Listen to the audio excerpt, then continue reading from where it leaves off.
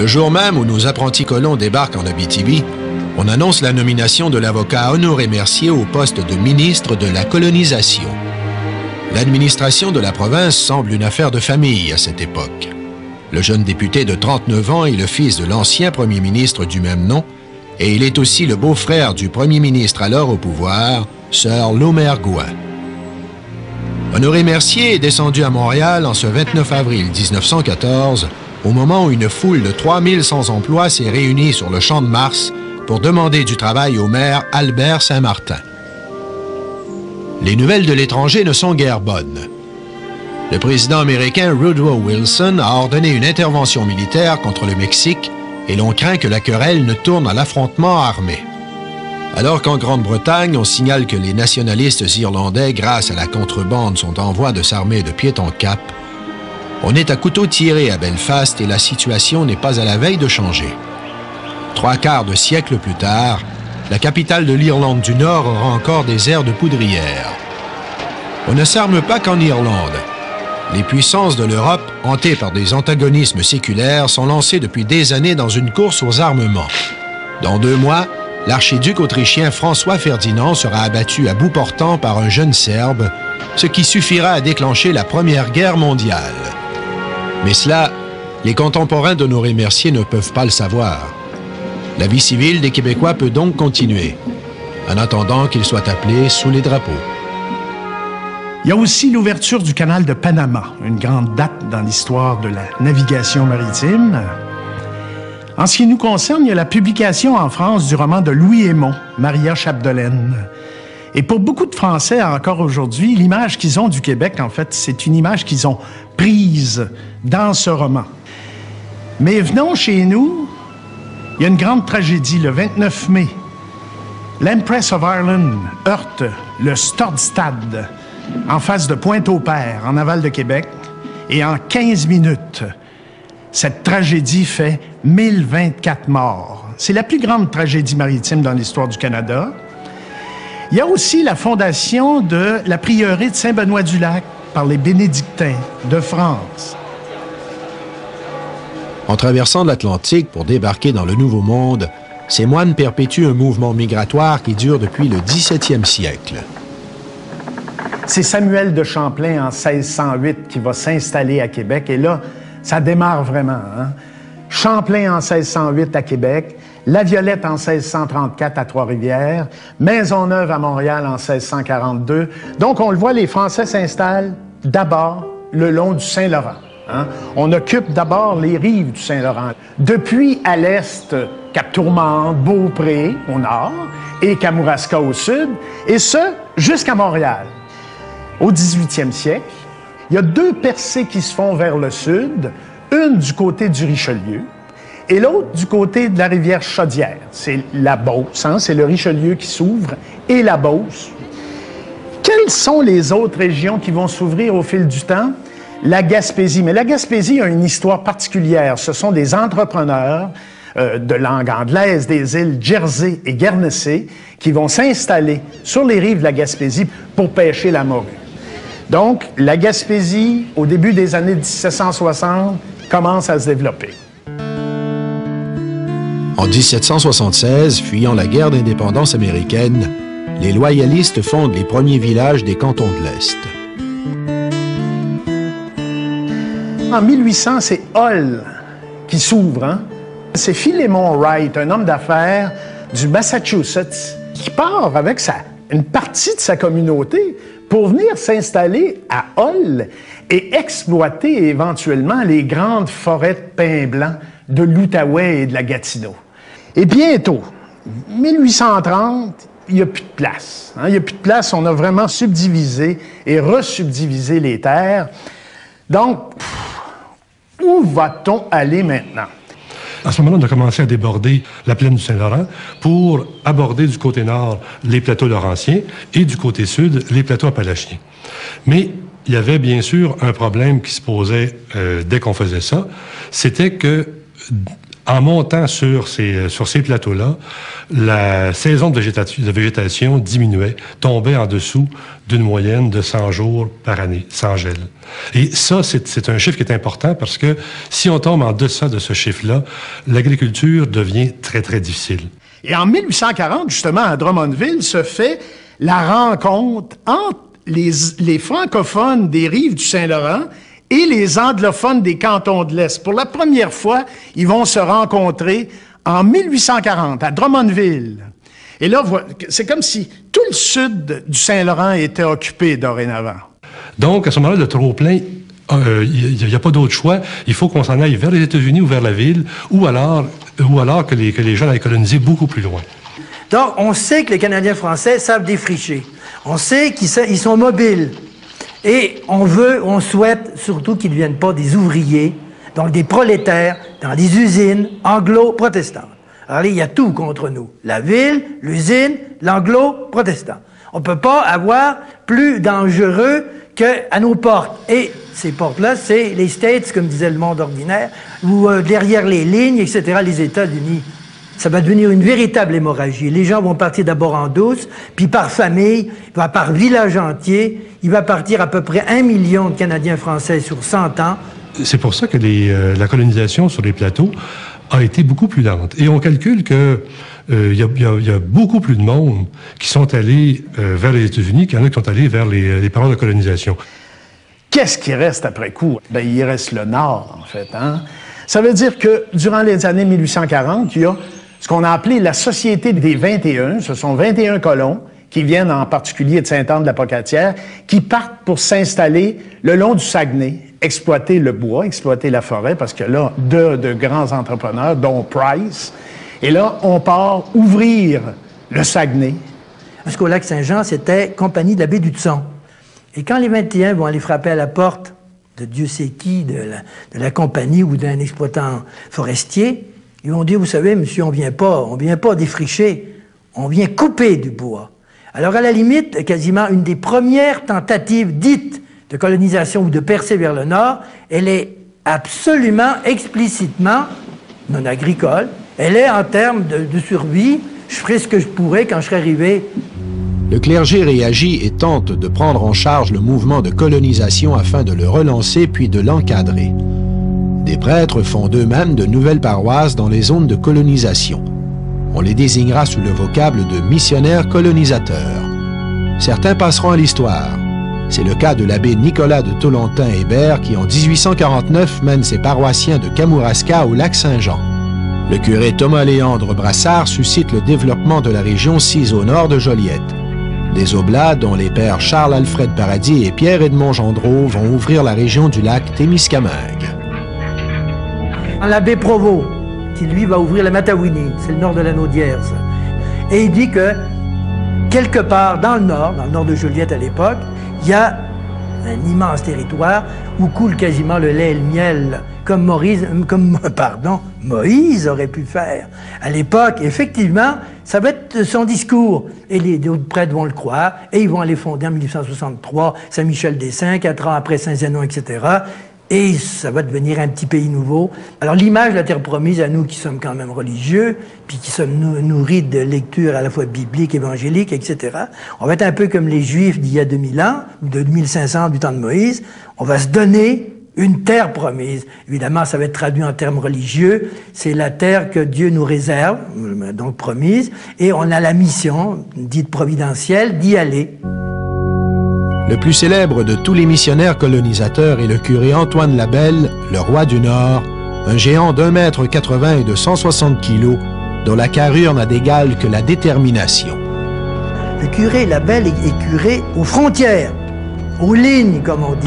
Puis là, il voit passer des milliers de gens et il se demande bien s'il ne doit pas les suivre plutôt que les précéder. Ce serait un Moïse à l'envers, là. Il suivrait les exilés au lieu de les guider. Puis là, le remords doit le pogner ou la grâce, comme on dirait en termes religieux. Et il est nommé à Saint-Jérôme quand même. Dieu veillait sur notre destin. Puis là, vraiment, c'est vrai, la réalité lui ouvre les yeux. Et il change complètement de discours. Ça y est, les velléités de partir vers les États-Unis sont parties. Et il va fonder le nord de Montréal. Cet apôtre de la colonisation nommé curé à Saint-Jérôme en 1868 multiplie les actions d'éclat pour promouvoir ce coin de pays qu'il a adopté. Par exemple, en 2 occasions, à l'hiver, les Montréalais ébahis voient une longue procession de traîneaux chargés de bois de chauffage défiler en ville sous la conduite du curé Labelle. C'est un cadeau que les habitants de Saint-Jérôme envoient aux pauvres de la ville. Il n'en faut pas plus pour que celui-ci devienne aussi connu que le loup blanc. Au fil des ans, le curé Labelle fonde une vingtaine de paroisses et de missions dans les Laurentides au nord de Montréal. En 1888, le premier ministre Honoré Mercier veut donner une nette impulsion à la colonisation. Il crée un ministère de l'Agriculture et de la colonisation. Il en occupe lui-même la direction et fait sans précédent, il s'adjoint comme sous-ministre le curé Labelle qui manquera de temps pour mener ses nombreux projets à terme. Il mourra subitement en janvier 1891.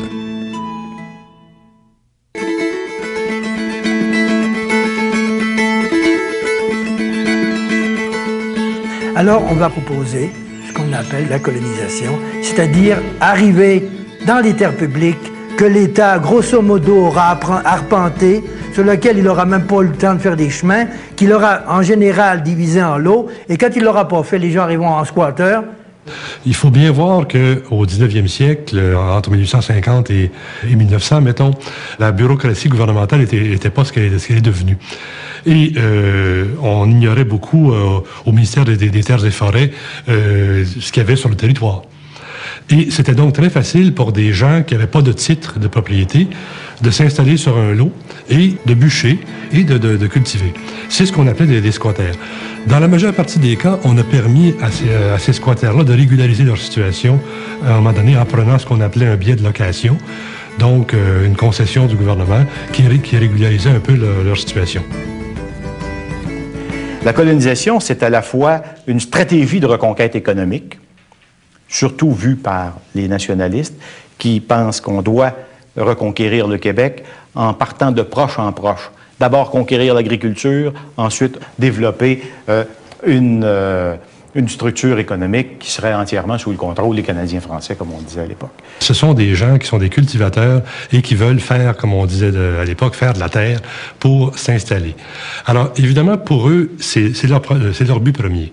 Mais bien sûr, ils ont besoin, en fait, de 2 choses. Ils ont besoin d'un marché pour leurs produits et ils ont besoin aussi, avant que la terre rende beaucoup, ils ont besoin de revenus d'appoint. Donc, de travailler, d'avoir de l'argent. Quand même, ils sont débrouillards, puis la nécessité va les aider à penser. Ils vont vivre du bois. Ils vont leur revenu, leur sonnant et trébuchant, là, va venir de la coupe du bois. Ils vont devenir des salariés, souvent des prolétaires, des grandes compagnies. Évidemment, il y aura des jobbers comme intermédiaires, comme on appelle, qui est le petit entrepreneur local, qui lui-même au service d'une grande compagnie, puis ils vont être engagés. Au Québec, après 1850, ça va être ce qu'on a appelé le système agroforestier. Il y avait donc une très belle combinaison possible entre la main-d'œuvre des cultivateurs qui, l'été, produisaient de la nourriture, et l'hiver, comme il n'y avait rien à faire sur la ferme, sauf des réparations, pouvaient aller bûcher. Quand arrivait la fin septembre, tous les adultes mâles, à partir de 13-14 ans, partaient pour le bois. Il restait à peu près rien que le prêtre et les petits vieux. Puis tout le reste, c'était un monde de femmes. Pendant au moins 6 mois, parce que la plupart ne revenaient pas à Noël, ils revenaient au printemps. Du côté de la Gaspésie, on avait la même chose, la pêche remplaçant le bois. Les cultivateurs allaient pêchaient en saison et cultivaient leur terre dans une autre saison. Alors, tout ça, bien sûr, dépendait des ressources disponibles. À l'arrière, je sais pas moi, du comté de Montmagny, de Lillette, du comté de Bellechasse, les mêmes villages vont s'ouvrir à peu près en même temps et vont avoir à peu près le même genre de vie. C'est-à-dire, d'abord la forêt. Il y aura des fermes, mais c'est un simili à la limite. C'est parce qu'il faut bien vivre quelque part, puis il faut bien avoir un cochon, puis une vache pour le lait, puis faire un peu de beurre parce qu'on le fait soi-même. Mais il reste que cette exploitation forestière va provoquer un certain décollage du peuplement. Il y a la Mauricie, hein? Shawinigan, c'est quoi, 1900-1901? Hein? Et après, on va monter, hein? Grand-Mère, Rivière-au-Rat, Latuc. Et là, le développement de la Mauricie va se faire autour du papier. Trois-Rivières va se mettre à prétendre qu'elle est la capitale mondiale du papier. Hein? Et tout ce papier-là, en fait, tout ce bois-là va venir du Saint-Maurice, hein, de la Mauricie, en fait. Nouvelle région qui s'ouvre au 20e siècle. En 1898, le gouvernement fédéral reconnaît officiellement que l'Abitibi appartient au Québec.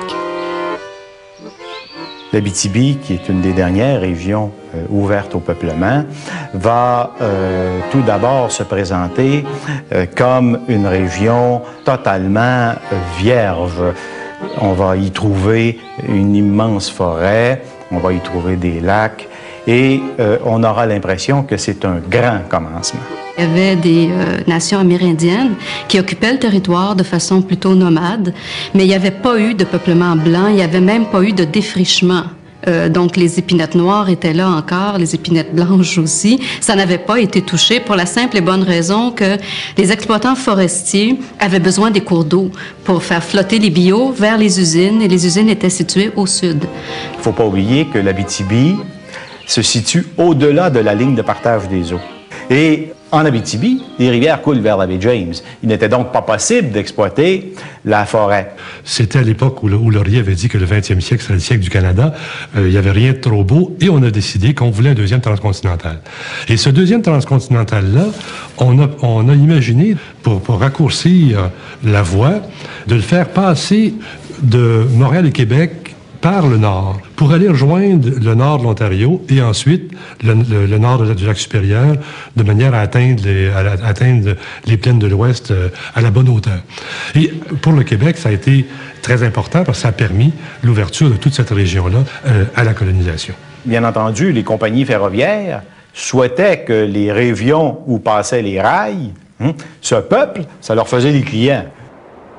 Le dernier rail a été posé au mois de novembre 1913, 20 000 à l'est de Sainte-Terre.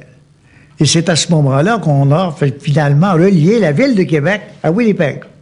Alors, les colons canadiens et français qui sont venus avant ça ont dû passer par l'Ontario. Le premier train, le premier convoi de colons qui part de Québec pour arriver en Abitibi, donc par l'est, arrive en 1914 et il est accompagné du missionnaire colonisateur Ivanhoe Caron. N'oubliez pas deux personnes.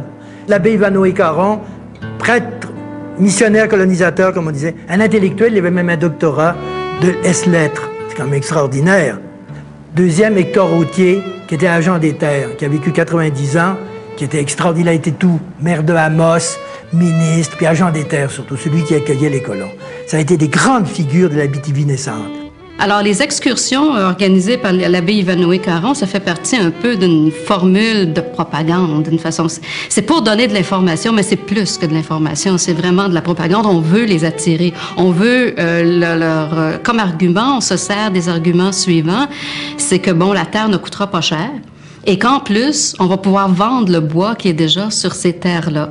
Ce qui était une des seules régions du Québec là, où les colons ont pu avoir des billets de location pour vendre le bois qui était sur leur terre. C'est un peu une région qui fait peur. Elle a une réputation encore plus nordique que son vrai climat. Il faut donc vraiment convaincre les colons du sud, de ce qu'on appelle les vieilles paroisses du sud, de la vallée du Saint-Laurent, d'aller s'installer sur ces terres-là. Parce que choisir l'Abitibi à cette époque-là, c'est vraiment choisir l'inconnu. C'est choisir aussi, dans beaucoup de cas, la misère au début, parce qu'il faut tout faire. Ce sont des conditions tout à fait dignes de l'épopée, là. Même si ce n'est pas forcément un résultat très glorieux qui en est sorti, les gens qui ont affronté ces conditions tiennent vraiment de véritables héros. On les amène dans la forêt, on les amène dans la boue, on les amène sur des terres d'argile. Bien, mon père était garçon, il avait 24 ans, et puis il avait entendu parler que dans le nord du Québec, il y avait du potentiel. Il y avait une usine de papier qui s'était construite dans le nord Ontario, à Iroquois Falls. Alors, on demandait des gens pour venir couper du bois en Abitibi pour alimenter cette usine-là, puisque l'Abitibi est tout près de l'Ontario. Alors, mon père s'est emmené par le transcontinental. Alors, lui est arrivé à la Sarre la première fois en 1914. pour s'installer sur le bord du chemin de fer, construire un petit camp bois rond avec 2 copains. Et puis, ils avaient emmené leur cheval avec eux pour, naturellement, ils appelaient ça skider le bois dans ce temps-là. Donc, il n'y a pas de route. Ce sont les colons qui vont construire les routes. On leur donnera d'ailleurs des primes ou de l'argent pour pouvoir construire les routes tout en allant s'établir. Maintenant, attention, quand on parle d'ouvrir les chemins maintenant, en l'an 2000, les gens voient toujours une autoroute. Quand on ouvrait des chemins à l'époque, c'était des chemins très rudimentaires. On essouchait à la hauteur des essieux des carrioles. Je ne sais pas si vous voyez ce que ça veut dire. C'était des chemins très rudimentaires. Et à ce moment-là, ça suffisait pour les premiers temps. Comme on est en période de colonisation assistée, le gouvernement fait des efforts pour voir à la survie de ces familles-là pendant le temps où on s'installe. Généralement, ça se passe de la façon suivante. Au début, les hommes montent seuls. Et on doit donc défricher pour se rendre au lot. Chacun a son lot qui lui est assigné. Et généralement, on construit les camps ou les petites maisonnettes en équipe. Et quand les maisons sont prêtes, on fait venir les femmes et les enfants et les ménages, pour ceux qui ont des ménages. Au début, comme il n'y a pas de route, on les construit au fur et à mesure. Les gens vont transporter leurs outils, leurs ménages par train, parfois par bateau, parce que c'est la seule façon de se rendre sur les terrains. Comme le colon peut se ramasser du numéraire, de l'argent, en vendant son bois, disons que finalement, pendant les 10 premières années ou les 15 premières années, avant que l'on passe du statut de colon au statut d'agriculteur, c'est vraiment le bois qui fait vivre ces familles-là. Ces colons-là vont d'abord travailler. On n'est pas dans un système à l'américaine où les pionniers tombent dans des ressources naturelles d'une manière anarchique. Au contraire, pour la plupart des colons, accéder à la forêt, ce sera quand même tout simplement continuer à travailler pour des grosses compagnies ou des jobbers, comme on va dire à l'époque, pour désigner les sous-traitants. Mon père il retournait après chaque saison de coupe dans son patelin à Saint-Stanislas de Champlain. Mais après 2 ans, il a décidé de venir s'installer en Abitibi définitivement et élever sa première famille. Il s'est installé en même temps comme cultivateur pour commencer à défricher la terre avec les chevaux, puis commencer à récolter des produits de la ferme.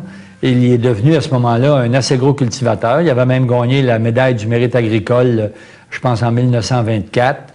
Alors, à ce moment-là, il faisait des chantiers l'hiver. Alors, ça s'est développé. Il est devenu un plus gros contracteur. Il avait plusieurs chevaux. Alors, l'été, ces chevaux-là travaillaient sur la ferme et ça ramassait le foin, l'avoine pour les nourrir et en même temps les produits de la ferme pour nourrir la famille. Il était en même temps un cultivateur et un jobber. C'est une terre d'espoir. L'espoir d'améliorer la façon de vivre. Il y a des agriculteurs qui sont des vrais agriculteurs qui veulent, eux, faire de la terre. Mais il y a beaucoup de gens qui montent pour se faire un avenir. Le peuplement de l'Abitibi se réalise très rapidement de 1912 à 1930. De toutes les régions de colonisation, c'est l'Abitibi qui attire le plus grand nombre de colons.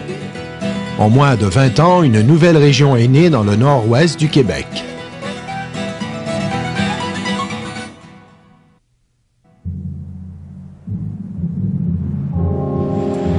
La dépression économique des années 1930 frappe le Québec de plein fouet.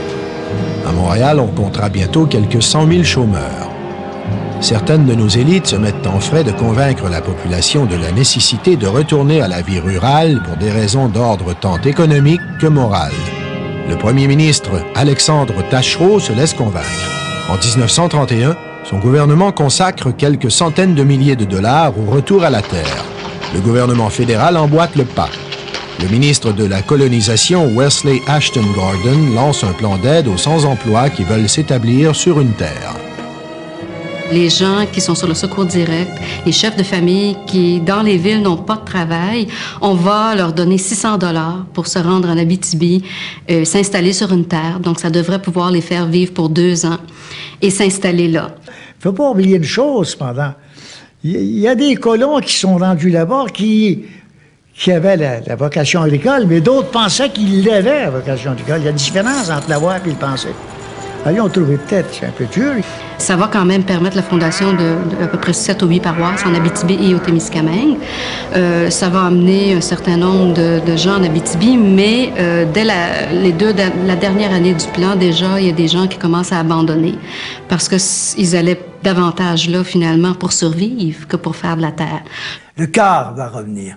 Parce que, quand même, quand on a goûté de la ville, on aime peut-être être mieux pauvre sur l'asphalte que pauvre sur une terre de roche. Je suis pas sûr que c'était le bon choix, mais là, je vais pas juger moralement. Le deuxième plan, lui, qui aura beaucoup plus de succès, c'est le plan Vautrin, qui, lui, est mis sur pied en 1934, par le gouvernement Taschereau, donc un plan provincial. Et lui s'adresse surtout aux fils de cultivateurs ou aux célibataires qui sont chômeurs, mais dans les paroisses rurales du Québec. Alors, ces gens-là ils ont déjà une expérience un peu de la ferme. D'ailleurs, ces gens-là vont rester davantage sur les terres. Irénée Vautrin est ministre de la colonisation.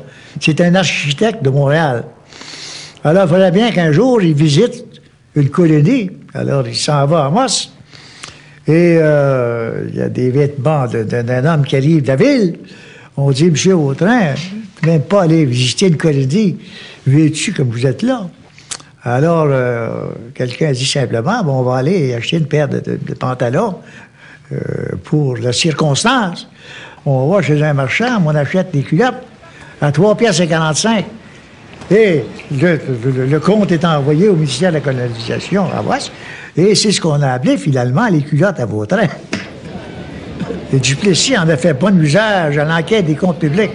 Cette accusation que lui a fait Maurice Duplessis témoigne du fait que la colonisation autour du ministre Vautrin à cette époque portait encore une série d'enjeux qui étaient suffisamment importants pour qu'à la Commission des comptes publics, on prenne la peine de chercher par tous les moyens à déboulonner un ministre qui était singulièrement populaire avec le grand plan de colonisation qu'il venait d'annoncer. Entre 1932 et 1940, on va fonder 42 paroisses en Abitibi. J'ai fait mes études de droit à Québec et j'ai fini en 1934. Alors, à ce moment-là, faire sa vie à Québec comme avocat, à cause de la dépression, évidemment, qui sévissait encore, impossible. Alors, comme de jeunes professionnels, de jeunes avocats, de jeunes médecins, de jeunes dentistes, à ce moment-là, je suis allé m'installer à Malartic. C'était une ville naissante, à peine naissante. Parce que quand j'y suis arrivé, moi, les lots n'avaient pas été encore subdivisés, les lots de la future ville. Alors, on ne pouvait pas s'y installer. Alors, pendant 1 an de temps, même si j'étais avocat, je suis resté en plein bois, dans un shack, pas d'électricité, pas d'eau, en pleine forêt, jusqu'à ce qu'on puisse, à ce moment-là, acquérir des lots et, en permanence, résider à Malartic. Ça n'a pas été facile. Et même s'il y avait des subventions, même s'il y avait de l'aide, ça subsistait juste un peu. Alors, c'est pour ça que l'Abitibi a eu une réputation, à un certain moment donné, comme un pays dur. C'est un peu l'arrière-pays. Les gens se sont débrouillés avec les moyens du bord. Mais la donne va changer du tout au tout lorsque on va découvrir le long de la faille dite de Cadillac de fabuleux gisements miniers. Et là, on va voir apparaître une 3e tension organisatrice sur ce territoire. La forêt, l'agriculture, la mine.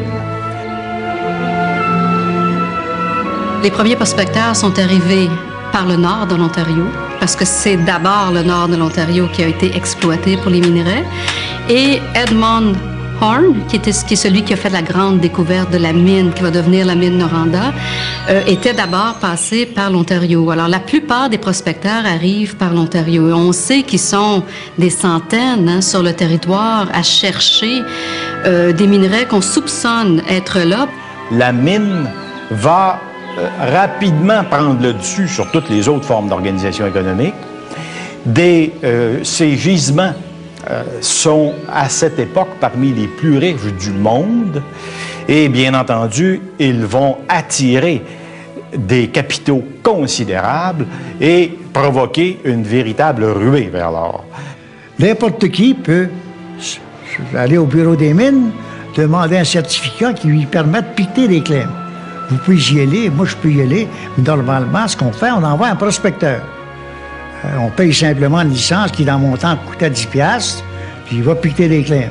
Il y avait, à des moments donnés, il y avait jusqu'à 100, 200, 300 prospecteurs qui travaillaient à leur compte ou qui travaillaient pour des petites entreprises, des petits syndicats, mais on cherchait très activement, oui. On en avait une image un peu mythique aussi, là. Il y aura donc, le long de la faille de Cadillac, en l'espace d'une dizaine d'années, une activité fébrile. Des villes vont naître véritablement de rien. Alors, on aura Val-d'Or, Malartic, Cadillac, Rouen en 1926, qui va connaître là une espèce de consécration comme capitale minière avec la construction de cette fonderie de la Noranda qui est devenue presque un symbole de la région. Ce sont des villes qui ouvrent très rapidement. Ce sont ce qu'on appelle des boom towns en anglais, et le mot est tout à fait exact. Ce sont des villes qui passent de zéro à des milliers de populations en un temps record. 90% des mineurs sont des Européens qui viennent de l'Europe de l'Est, qui n'ont pas de famille. Alors, ils n'ont pas d'autres endroits pour rester que dans des bunkhouses où ils sont logés, 2 par chambre exiguë. Alors, ils sont payés toutes les 2 semaines. Et à toutes les 2 semaines, le convoi de chemin de fer de Montréal nous appelle, nous amène des filles de joie. Alors, pour la fin de semaine, alors pendant quelques mois, la future ville de Malartic avait le nom de Putain-Ville. C'était aussi très perçu comme le diable sur la terre, hein, tout ce que ça apportait, l'argent vite gagné, ces économies de villes très turbulentes où les gens s'installaient très rapidement et on n'avait pas le temps d'avoir des institutions tout de suite. Là, ça prenait 5 ou 10 ans avant qu'on soit vraiment policé. Cette richesse extraordinaire qu'on va extraire de la terre abitibienne, elle va provoquer, donc non seulement l'urbanisation, mais elle va provoquer l'installation d'un modèle de développement. Ce modèle-là, il sera prédominant autour de l'exploitation minière. C'est donc pour apporter l'électricité aux mines et aux villes minières qu'on va construire et qu'on va électrifier la région. On ouvre des écoles, on a le même système que partout au Québec. Et évidemment, pour les premières années, on a beaucoup d'écoles de rang. En ce qui concerne les structures hospitalières, on va beaucoup utiliser les services des infirmières de colonies. Donc, on s'installe un peu, mais on reproduit les mêmes structures. Le grand rêve des colons, ça va être de mettre la main sur la forêt, sur cette forêt qui produit tant de richesses et où eux se crèvent pour des conditions minables. On a réalisé que chacun sur son lot a défriché avec ses deux bras, une hache mal aiguisée et un siopt avec la lame rouillée, que c'est quelque chose de décourageant. Alors, on a pensé à former des équipes de 6, 7, 8 et ils vont défricher ensemble. Donc, ça leur donne une meilleure efficacité par la division du travail, ça leur donne un meilleur soutien moral et ça leur donne aussi, bien entendu, des idées. Avec la déclaration de la guerre, va se produire une pénurie de main-d'œuvre en milieu forestier, parce que, bien sûr, les villes et la mobilisation vont drainer les jeunes travailleurs qui, autrement, se dirigeaient vers les forêts. Et on va d'abord saisir une première occasion, à l'occasion un automne, au moment où un sous-traitant, un jobber, va faire défaut à la compagnie. Et une équipe de défrichage va proposer de prendre le chantier, donc de prendre le contrat. Alors, c'est comme ça que naissent les coopératives forestières, d'un exercice très tangible, très terre à terre, de la solidarité dans un tout petit coin de pays. Ces gens, au bout du monde, qui n'avaient pas passé leur temps à lire, et dont certains avaient lu à peu près rien que les évangiles et les encycliques, avaient des innovations sociales qu'on a un peu occultées. Alors, c'est ça la BTV.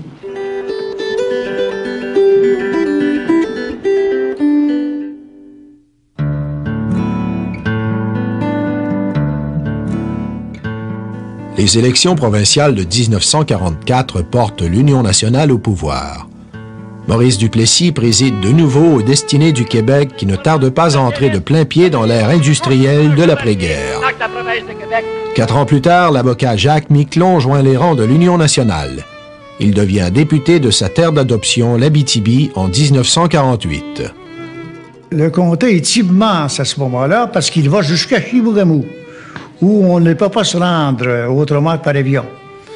Alors, ce sont des campagnes qui durent 1 mois et demi, à raison de 2 assemblées par jour, et en fin de semaine, 4 ou 5 assemblées, pour pouvoir couvrir tout le territoire, parce qu'il y a énormément de colonies à ce moment-là.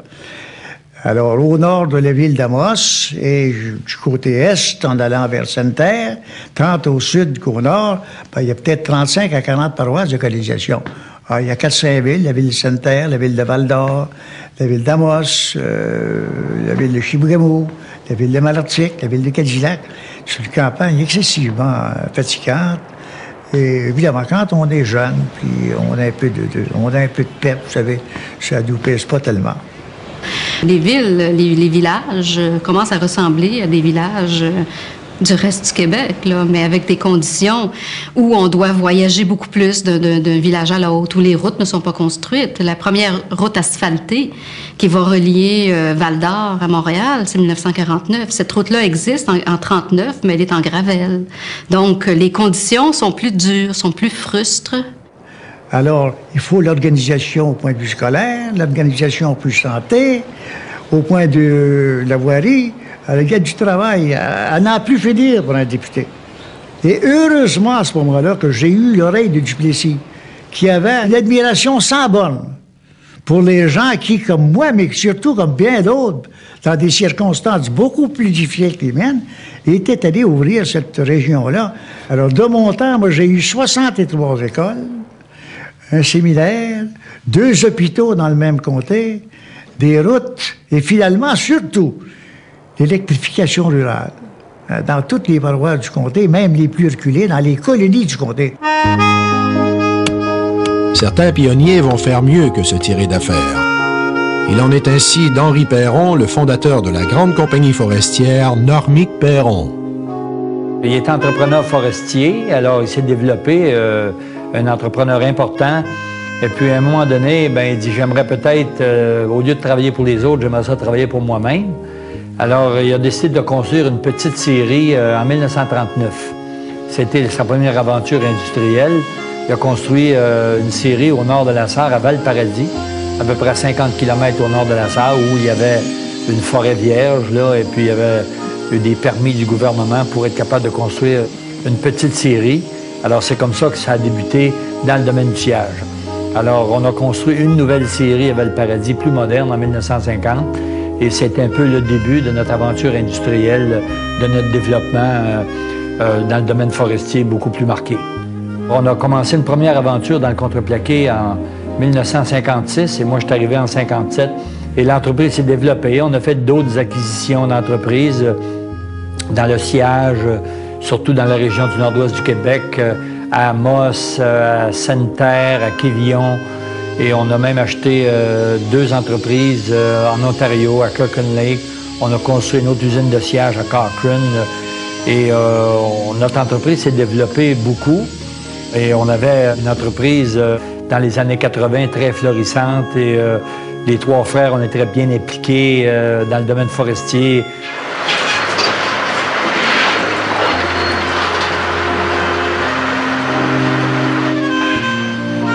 On a développé des usines ultramodernes et ça a contribué au développement des infrastructures des villes.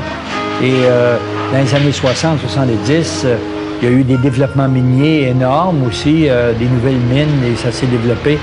Et l'agriculture aussi a connu un certain succès. Alors, aujourd'hui, le portrait de l'Abitibi n'est plus ce qu'il était. Dans mon temps, on a fait un peu de colonisation. Jusqu'en 54-55, on a continué à faire, mais moi, j'avais peu d'espoir là-dessus. Pour l'excellente raison que je savais ou je pensais avec raison, l'avenir m'a des raisons.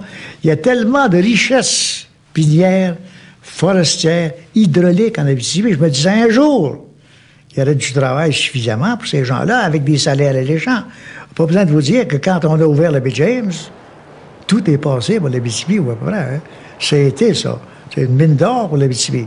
Ça a été comme une nouvelle frontière qui s'ouvrait. Alors, pour les entrepreneurs qui étaient installés à la porte de la baie James, là, ceux qui étaient au nord de Val-d'Or, en allant vers Matagami, c'était comme une deuxième colonisation, mais pas une colonisation de terre, mais vraiment une occasion, un débouché pour leurs entreprises. On a fermé les villages dans les années 60 parce que ça commençait à coûter plus cher pour entretenir une population là, parce qu'il fallait, par exemple, ouvrir tous les rangs pour les écoles. Puis on avait des fois 3 ou 4 enfants. On voulait ouvrir les rangs aussi pour le ramassage du lait. Mais il y avait des fois 2 ou 3 cultivateurs qui faisaient du lait en quantité suffisante. Donc, le gouvernement a décidé à un moment donné de fermer ces paroisses-là.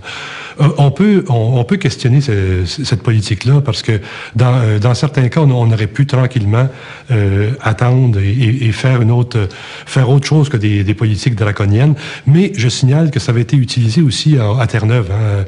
À Terre-Neuve, il y a eu beaucoup de fermetures de villages à peu près à la même époque. Nous venons d'assister, pour ainsi dire, au début de Roquemort. Nous avons vu les difficultés énormes auxquelles ils ont à faire face. Nous avons de plus senti monter en nous un mouvement d'admiration pour le grand esprit de renoncement dont ils font preuve. L'abbé Proulx est moins un propagandiste pour moi que quelqu'un qui reste lui-même fasciné par le spectacle de ce qu'il voit. Il est lui-même étonné des progrès de la colonie. Ces enfants des bois sont bien sympathiques. Et il n'avait pas tort. Il tournait à Sainte-Anne-de-Roquemort, qui aura été un des grands foyers d'inventivité populaire. La vie économique fait également de bons débuts avec un magasin coopératif. La première coopérative d'alimentation du Québec est fondée à Sainte-Anne-de-Roquemort. Le syndicat coopératif, pour agrandir ses magasins, s'est installé dans l'ancienne chapelle en bois rond. Quand l'abbé Proulx revient par là, il est étonné. Il est étonné de voir comment, en 2, 3, 4, 5 ans, comment ces colons ont réussi à se doter d'une infrastructure littéralement sortie de rien. Quel changement depuis 3 ans! La paroisse se développe à très vive allure. Des gens s'étaient doutés qu'il y avait au-dessus de notre tête, si je puis dire, un territoire dont on ne connaissait même pas les limites. Un peu l'équivalent de l'Ouest américain, là. Un peu l'équivalent. Le gouvernement provincial a une responsabilité formidable que je ne voudrais pas avoir, moi, pour assurer la pérennité de la forêt aux Québécois, hein, parce qu'on sait que c'est un joyau de l'économie québécoise. Alors j'espère que le gouvernement provincial sait exactement où il va et va s'assurer qu'il n'y a pas de coupe abusive. Quand on vient en Abitibi, je pense qu'on se fait des amis, on découvre des gens qui sont vigoureux, des gens qui ont le goût de l'aventure, des gens qui ont le goût du défi. Et je pense qu'on découvre une vivacité qu'on n'a pas souvent dans d'autres régions. À l'avenir, le monde fera peut-être la queue pour les dernières régions du monde, authentiquement sauvages, qui ne seront pas des parcs, qui ne seront pas des simili nature, là, avec des arbres peinturés ou des arbres, des plaines plantées, etc. Là. Quand je suis parti de l'Abitibi en 62, je l'ai dit, j'ai passé ici 25 années extraordinaires, dans un pays extraordinaire, avec des gens extraordinaires. Et je n'ai pas changé d'idée.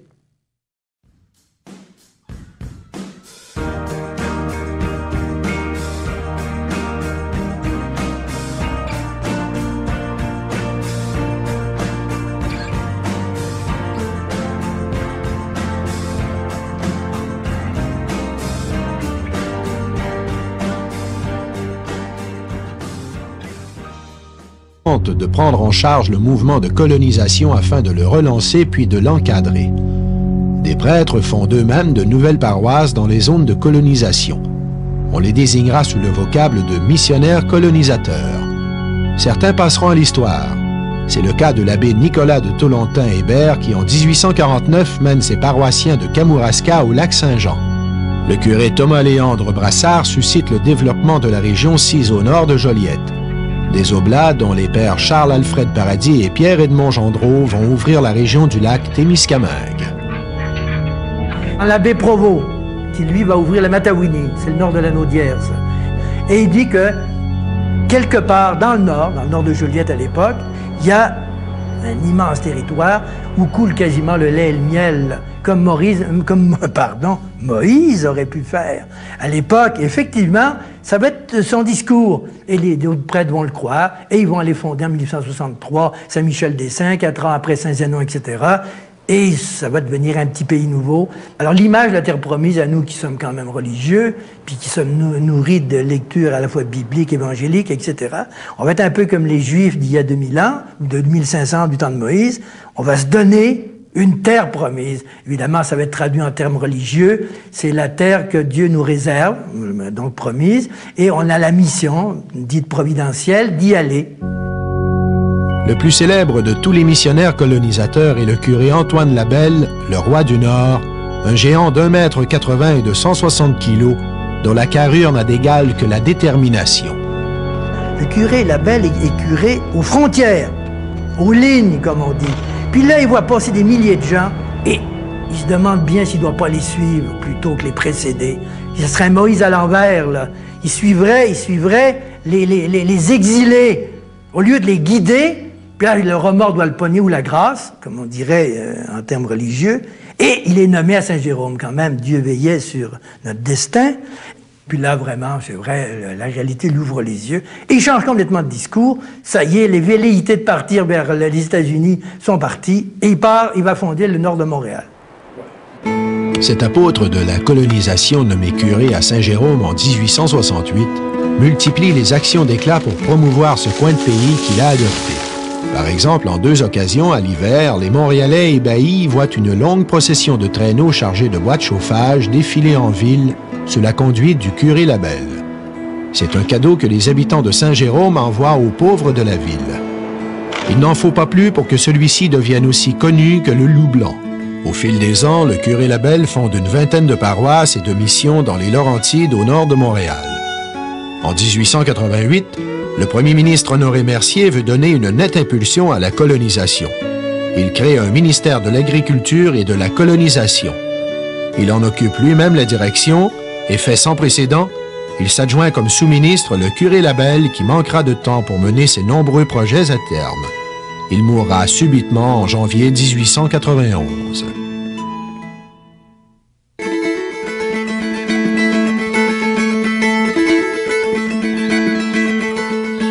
Alors, on va proposer ce qu'on appelle la colonisation, c'est-à-dire arriver dans les terres publiques que l'État, grosso modo, aura arpenté, sur lequel il n'aura même pas eu le temps de faire des chemins, qu'il aura en général divisé en lots.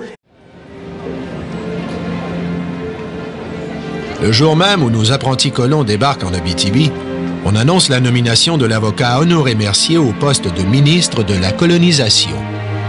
L'administration de la province semble une affaire de famille à cette époque. Le jeune député de 39 ans est le fils de l'ancien premier ministre du même nom, et il est aussi le beau-frère du premier ministre alors au pouvoir, Sir Lomer-Gouin. Honoré Mercier est descendu à Montréal en ce 29 avril 1914, au moment où une foule de 3000 sans-emploi s'est réunie sur le Champ de Mars pour demander du travail au maire Albert Saint-Martin. Les nouvelles de l'étranger ne sont guère bonnes.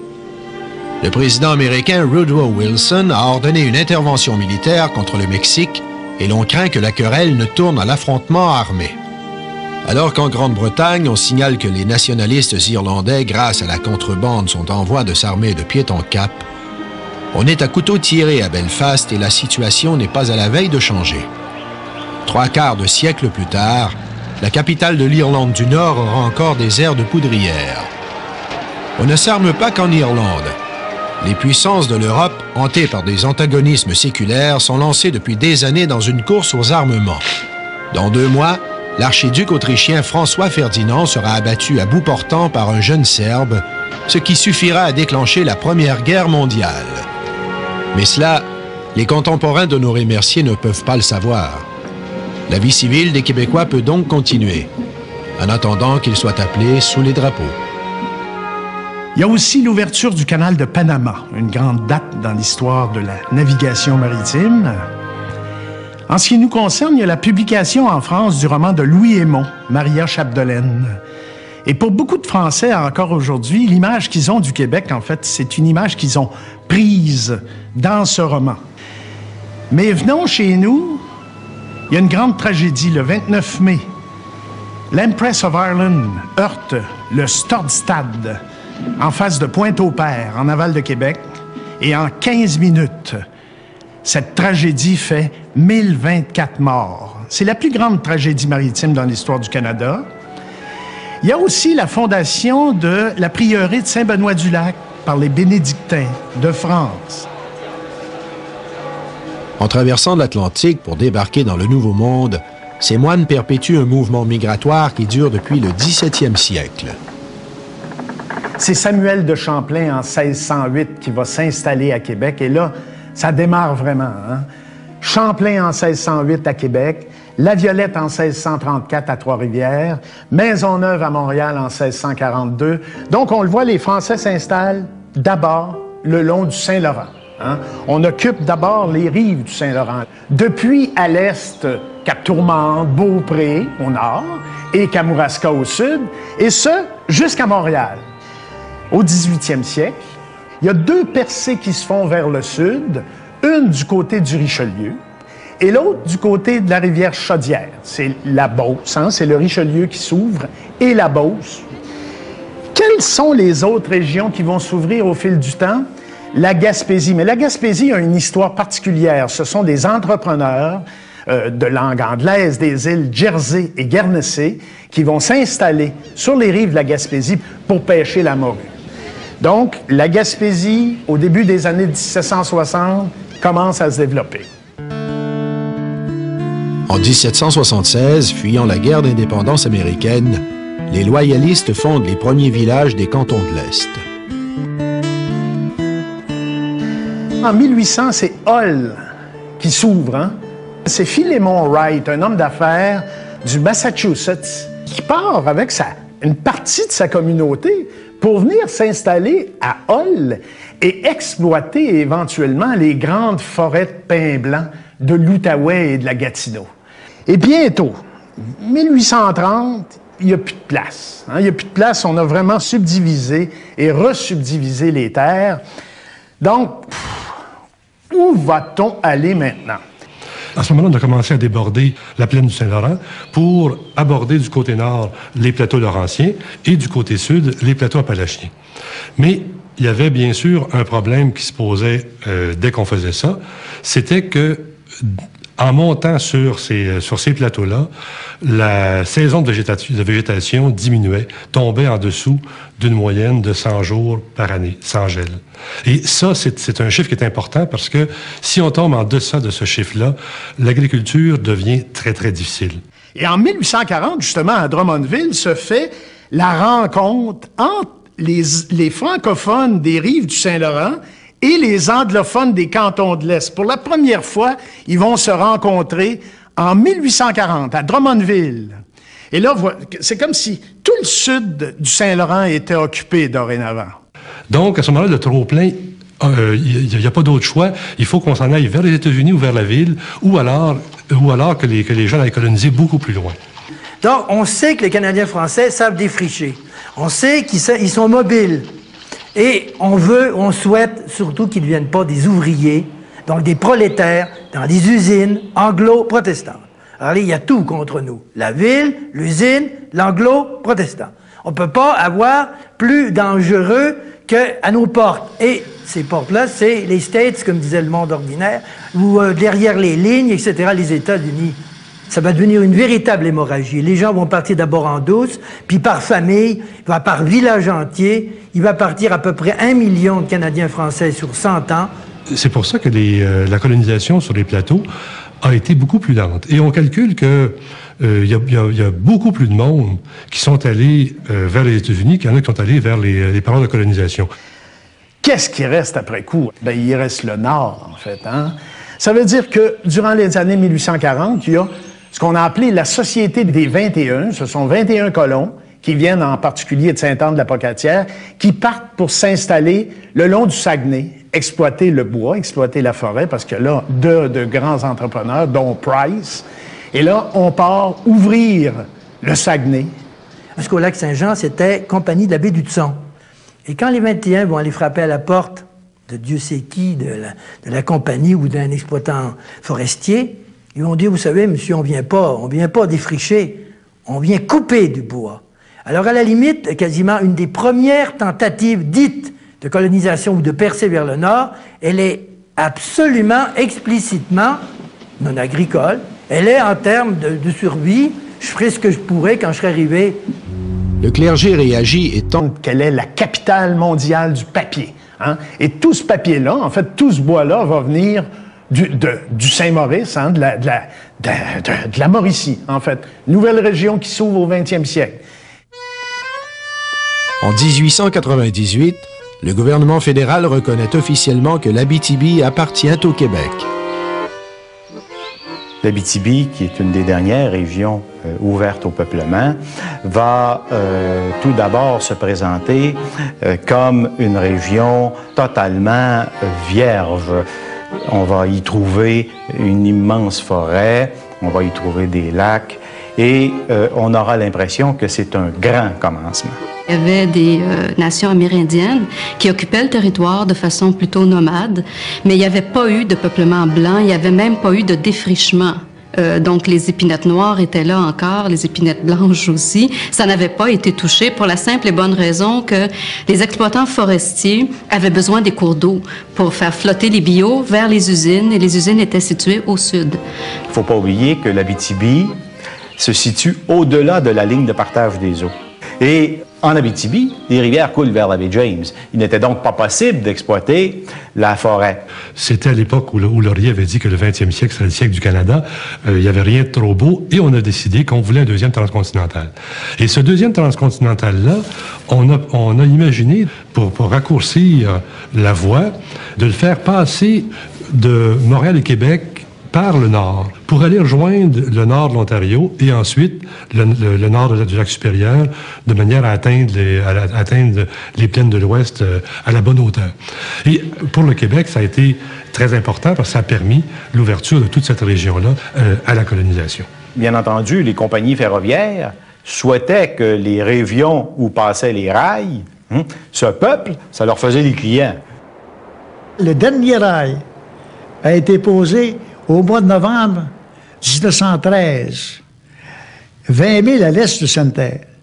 Et c'est à ce moment-là qu'on a finalement relié la ville de Québec à Winnipeg. Alors, les colons canadiens et français qui sont venus avant ça ont dû passer par l'Ontario. Le premier train, le premier convoi de colons qui part de Québec pour arriver en Abitibi, donc par l'est, arrive en 1914 et il est accompagné du missionnaire colonisateur Ivanhoe Caron. N'oubliez pas deux personnes. L'abbé Ivanhoe Caron, prêtre, missionnaire colonisateur, comme on disait, un intellectuel, il avait même un doctorat de S-lettres. C'est quand même extraordinaire. Deuxième, Hector Authier, qui était agent des terres, qui a vécu 90 ans, qui était extraordinaire, il était tout. Maire de Amos, ministre, puis agent des terres surtout, celui qui accueillait les colons. Ça a été des grandes figures de l'Abitibi naissante. Alors, les excursions organisées par l'abbé Ivanhoe Caron, ça fait partie un peu d'une formule de propagande, d'une façon. C'est pour donner de l'information, mais c'est plus que de l'information. C'est vraiment de la propagande. On veut les attirer. On veut comme argument, on se sert des arguments suivants. C'est que, bon, la terre ne coûtera pas cher. Et qu'en plus, on va pouvoir vendre le bois qui est déjà sur ces terres-là. Ce qui était une des seules régions du Québec là, où les colons ont pu avoir des billets de location pour vendre le bois qui était sur leurs terres. C'est un peu une région qui fait peur. Elle a une réputation encore plus nordique que son vrai climat. Il faut donc vraiment convaincre. Et quand il ne l'aura pas fait, les gens arriveront en squatter. Il faut bien voir qu'au 19e siècle, entre 1850 et 1900, mettons, la bureaucratie gouvernementale était pas ce qu'elle est devenue. Et on ignorait beaucoup au ministère des Terres et Forêts ce qu'il y avait sur le territoire. Et c'était donc très facile pour des gens qui n'avaient pas de titre de propriété de s'installer sur un lot et de bûcher et de cultiver. C'est ce qu'on appelait des squatters.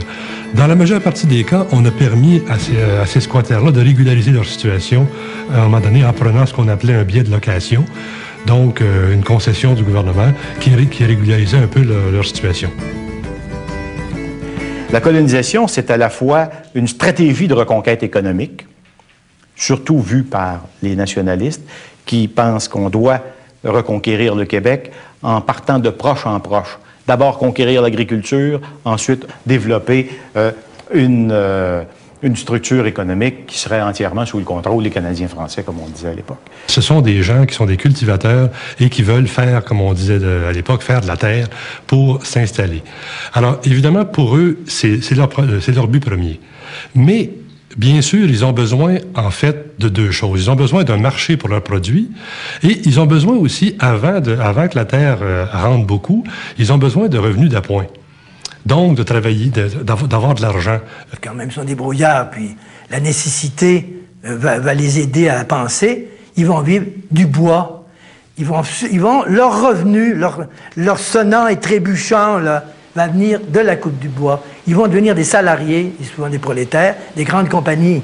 Évidemment, il y aura des jobbers comme intermédiaires, comme on appelle, qui est le petit entrepreneur local, qui lui-même au service d'une grande compagnie, puis ils vont être engagés. Au Québec, après 1850, ça va être ce qu'on a appelé le système agroforestier. Il y avait donc une très belle combinaison possible entre la main-d'œuvre des cultivateurs qui, l'été, produisaient de nourriture, et l'hiver, comme il n'y avait rien à faire sur la ferme, sauf des réparations, pouvaient aller bûcher. Quand arrivait la fin septembre, tous les adultes mâles, à partir de 13-14 ans, partaient pour le bois. Il restait à peu près rien que le prêtre et les petits vieux. Puis tout le reste, c'était un monde de femmes. Pendant au moins 6 mois, parce que la plupart ne revenaient pas à Noël, ils revenaient au printemps. Du côté de la Gaspésie, on avait la même chose, la pêche remplaçant le bois.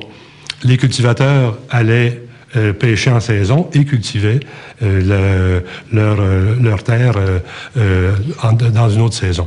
Alors, tout ça, bien sûr, dépendait des ressources disponibles. À l'arrière, je sais pas moi, du comté de Montmagny, de Lillette, du comté de Bellechasse, les mêmes villages vont s'ouvrir à peu près en même temps et vont avoir à peu près le même genre de vie. C'est-à-dire, d'abord la forêt. Il y aura des fermes, mais c'est un simili à la limite. C'est parce qu'il faut bien vivre quelque part, puis il faut bien avoir un cochon, puis une vache pour le lait, puis faire un peu de beurre parce qu'on le fait soi-même. Mais il reste que cette exploitation forestière va provoquer un certain décollage du peuplement. Il y a la Mauricie, hein? Shawinigan, c'est quoi, 1900-1901? Hein? Et après, on va monter, hein? Grand-Mère, Rivière-au-Rat, Latuc. Et là, le développement de la Mauricie va se faire autour du papier. Trois-Rivières va se mettre à prétendre